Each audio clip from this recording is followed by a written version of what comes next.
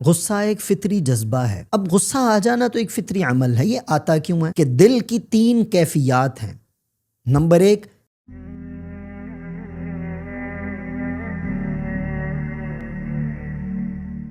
الحمدللہ والصلاة والسلام علی رسول اللہ وعلی آلہ واصحابہ ومن والا، اما بعد۔ قال اللہ تعالی اعوذ باللہ من الشیطان الرجیم، بسم اللہ الرحمن الرحیم۔ الذین ينفقون فی السراء والضراء والکاظمین الغیظ والعافین عن الناس واللہ يحب المحسنین، صدق اللہ العظیم۔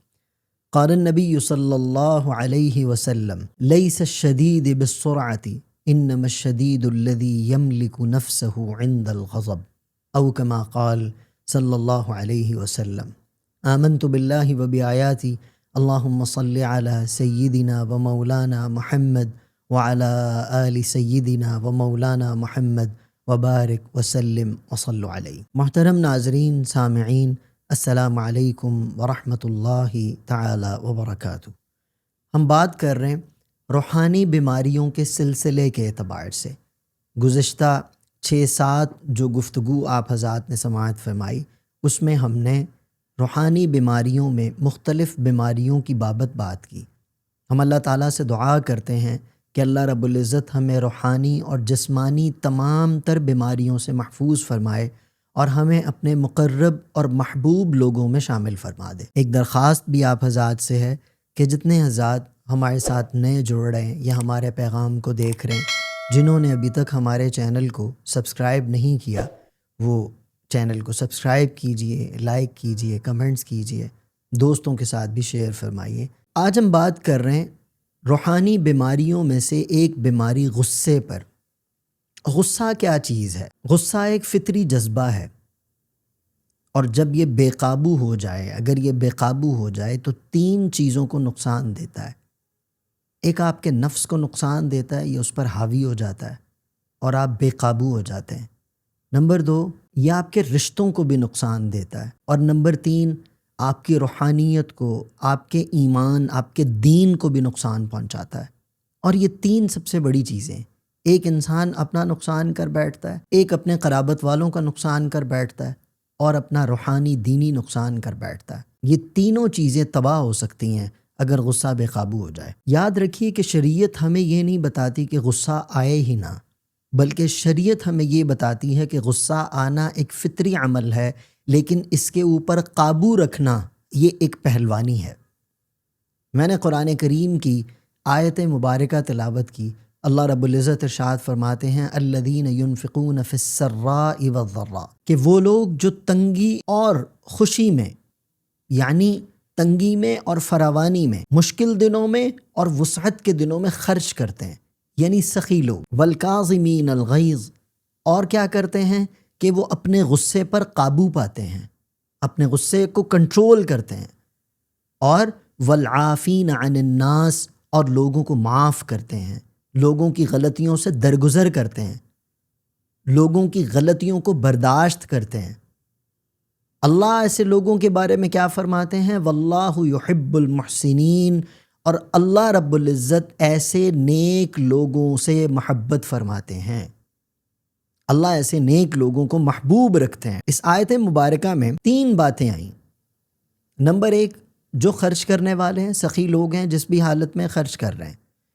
نمبر 2، کہ وہ غصے پر قابو پاتے ہیں۔ جیسے میں نے عرض کی کہ غصہ ایک فطری جذبہ ہے، لیکن اس پر قابو پانا، نبی دو عالم صلی اللہ تعالیٰ علیہ وسلم کی حدیث جو میں نے بیان کی، نبی پاک علی نبینا علیہ الصلاۃ والسلام نے ارشاد فرمایا لیس الشدید بالسرعہ انما الشدید الذی یملک نفسہ عند الغضب۔ اللہ کے نبی صلی اللہ علیہ وسلم نے فرمایا کہ پہلوان وہ نہیں ہے جو اپنے مد مقابل کو بچھاڑ دے، اپنے مد مقابل کو نیچے کر دے، بلکہ پہلوان تو وہ ہے کہ جب اس پر غصہ حاوی ہو تو وہ اپنے غصے کو بچھاڑ دے، اپنے غصے پر قابو کرے، عین اس وقت میں کہ جب اس کا غصہ اس کو چڑھ رہا ہو، غصہ اس کے اوپر ہو۔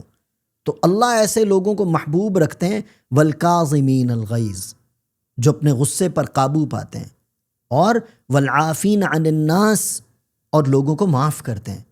ایک حدیث میں آیا، نبی دو عالم صلی اللہ تعالیٰ علیہ وسلم کے پاس ایک صحابی حاضر ہوئے اور عرض کی یا رسول اللہ صلی اللہ علیہ وسلم مجھے کوئی نصیحت فرمائیے۔ تو نبی عالم صلی اللہ علیہ وسلم نے ایک ہی جملہ ان کو ارشاد فرمایا اور 3 مرتبہ ارشاد فرمایا۔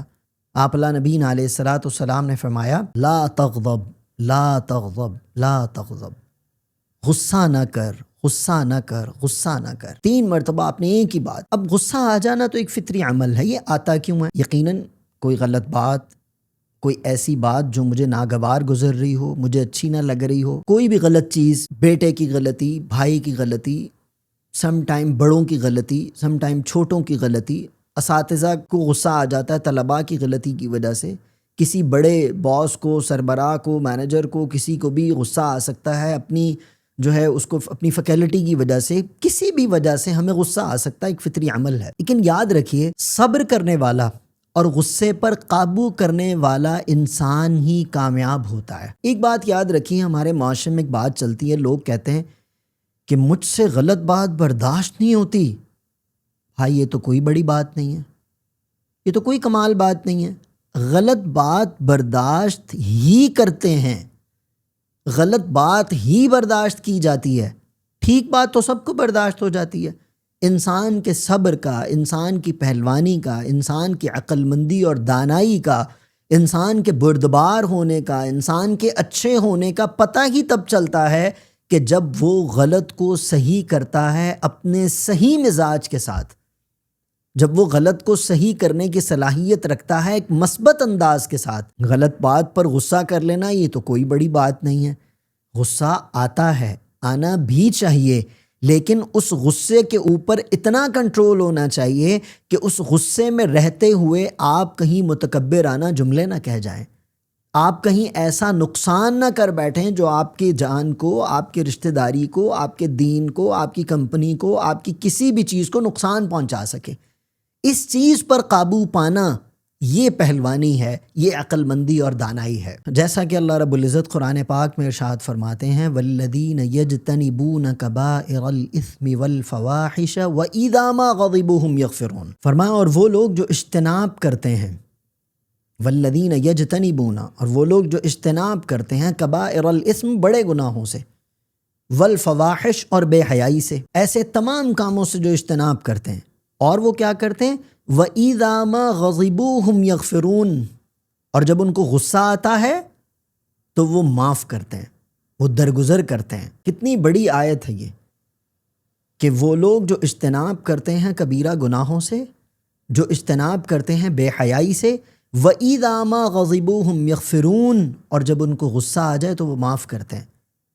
مطلب یہ کہ غصہ آپ کے گناہوں کی ابتدا کروانے کا ایک ذریعہ بھی بن سکتا ہے، بلکہ بن جاتا ہے۔ یاد رکھیے امام غزالی رحمۃ اللہ تعالی علیہ نے اپنی کتاب کیمیائے سعادت میں ایک بات ارشاد فرمائی۔ کیمیائے سعادت کی ابتدا میں ہی یہ بات ہے، میں مکمل تحریر تو نہیں پڑھوں گا لیکن اس کا مختصر خلاصہ آپ حضرات کی خدمت میں پیش کروں گا۔ امام غزالی رحمۃ اللہ علیہ فرماتے ہیں کہ انسان کے جسم کے اندر انسان کا جو دل ہے یہ اس کا بادشاہ ہے، اور عقل اس دل کی وزیر ہے، اس بادشاہ کی وزیر ہے، اور باقی تمام اعضاء اس کے کارندے ہیں۔ اگر انسان دل کو بادشاہ بنا کے رکھے گا اور عقل کو اس کا وزیر بنا کر رکھے گا تو کارندے درست استعمال ہوں گے، کارندے درست کام کریں گے۔ اور اگر وہ اپنے دل کو وزارت پر لے آئے گا اور اپنے عقل کو بادشاہ بنا لے گا تو پھر اس کے کارندے درست کام نہیں کریں گے۔ مطلب یہ کہ دل کی 3 کیفیات ہیں، نمبر 1 نفس امارہ، نمبر 2 نفس لوامہ، نمبر 3 نفس مطمئنہ۔ ان کو مختصر سمجھانے کے لیے یوں سمجھ لیجئے کہ یہ دل کے 3 ڈپارٹمنٹس ہیں۔ ایک نفس مطمئنہ ہے کہ جو آپ کو نیکی کی طرف ابھارتا ہے اور نیکی کرنے پر اپریشیٹ کرتا ہے اور آپ کو، آپ کے اندر نیکی کو غالب رکھتا ہے، یہ نفس مطمئنہ ہے۔ اور ایک نفس لوامہ ہے، نفس لوامہ آپ کو ہر برا کام کرنے کے بعد لعن طعن کرتا ہے، آپ کو ملامت کرتا ہے۔ اور یاد رکھیے نفس لوامہ بندے کا سب سے بڑا مرشد ہے۔ جب تک آپ کو آپ کے ضمیر، جس کو ہم کہتے ہیں ضمیر کی آواز، نفس لوامہ ضمیر کا ایک نام بھی ہو سکتا ہے، کہ وہ آپ کو غلط کام کے اوپر آپ کو لعن طعن کرتا ہے اور اچھے کام کے اوپر آپ کو اپریشیٹ کرتا ہے اور آپ کو آئندہ کے راہ بھی دکھاتا ہے۔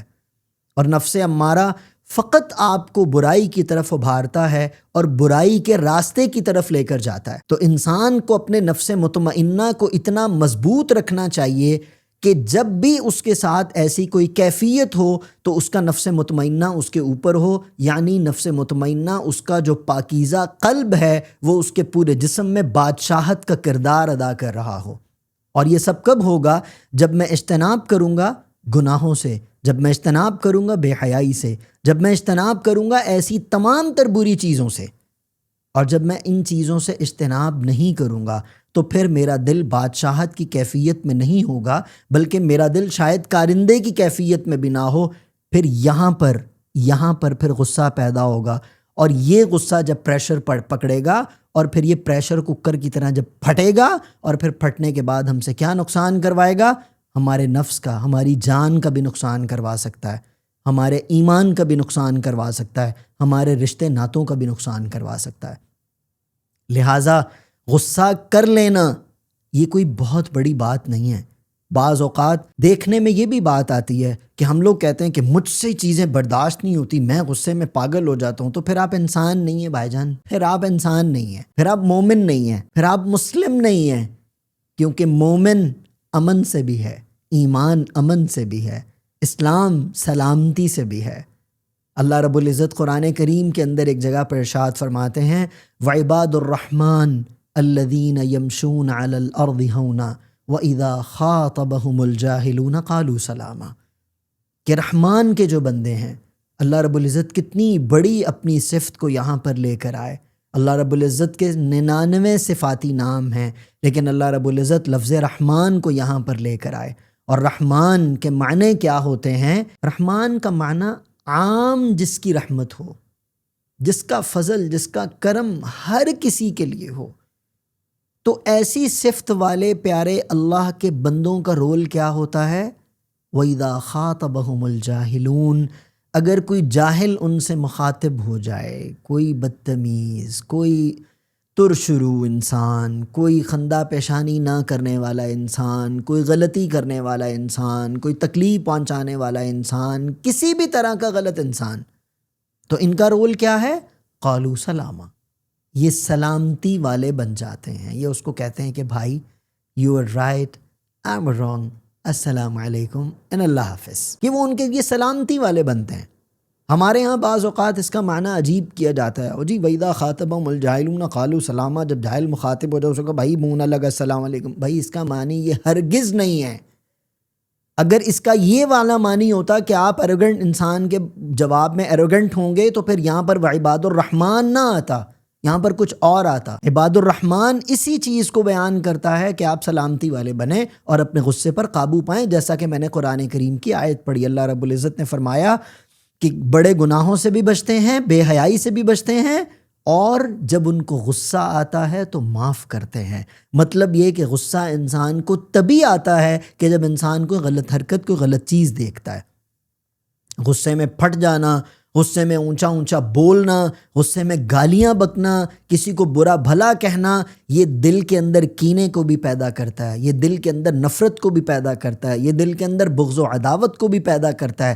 یہ انسان کو ذہنی اور قلبی مریض بنا دیتا ہے، اور غصہ انسان کو باقی دنیا سے تنہا کر دیتا ہے۔ یاد رکھیے، بعض اوقات کئی بڑوں کو یہ شکایت ہوتی ہے کہ ہمارے چھوٹے ہمارے قریب نہیں پھٹکتے، ہمارے پاس نہیں بیٹھتے، ہمارے قریب نہیں آتے۔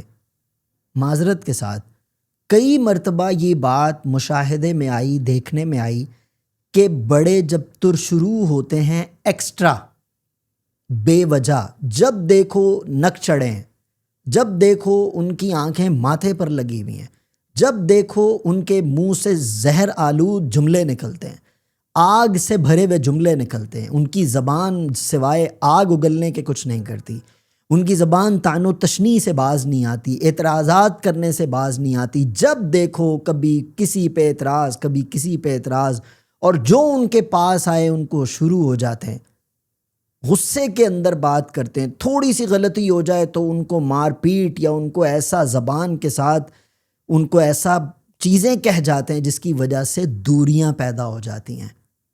لہٰذا بڑا جتنا بڑا ہو اس کو اتنا محبوب ہونا چاہیے دوسروں کے لیے۔ یہ میں نے جو بات کی غصے پر قابو پانا، اور بڑوں کو چاہیے کہ جتنا بڑا ہو وہ اتنا محبوب ہو۔ آئیے نبی دو عالم صلی اللہ تعالیٰ علیہ وسلم کی ایک حدیث پڑھتے ہیں۔ سنن ابن ماجہ کی روایت ہے، نبی دو عالم صلی اللہ تعالیٰ علیہ وسلم نے ارشاد فرمایا، من کظم غیظا وهو قادر على ان ينفذه دعاه الله على رؤوس الخلائق یوم القیامہ، او کما قال۔ نبی دو عالم صلی اللہ علیہ وسلم نے فرمایا کہ جو شخص اپنا غصہ اس حالت میں دبا لے، جو شخص اپنا غصہ اس حالت میں دبا لے کہ جب وہ بدلہ لینے پر قادر بھی ہو، جو شخص، میں دوبارہ بار بار اس بات کو اس لیے عرض کر رہا ہوں کہ یہ بات ہمارے دل و دماغ میں اتر جائے، رحمت للعالمین کی بات، کہ جو شخص اپنا غصہ اس حال میں دبا لے